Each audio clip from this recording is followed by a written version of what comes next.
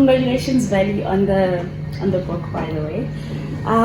You brought up the topic, well, the fact that as a leader, you'd obviously want to create an environment that is safe, of trust, and of respect to your people.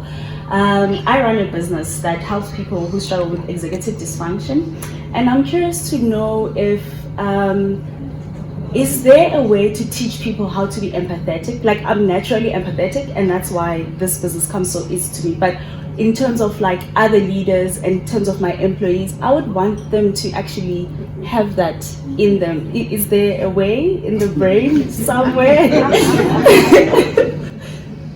Thank you. It's such a beautiful question. Once again, I'll also reference it to the statement that was given there to say, those neurons that fire together wire together. So when you talk about empathy, once again, empathy, there are different types of empathy.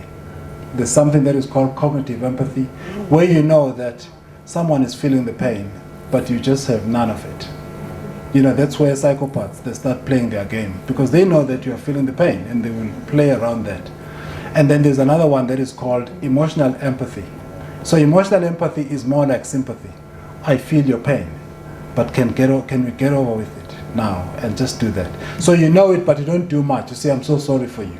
But then we've got another one that is called compassionate empathy. And I think I talk about these things as well. Compassionate empathy is when you take it beyond just being emotional about it.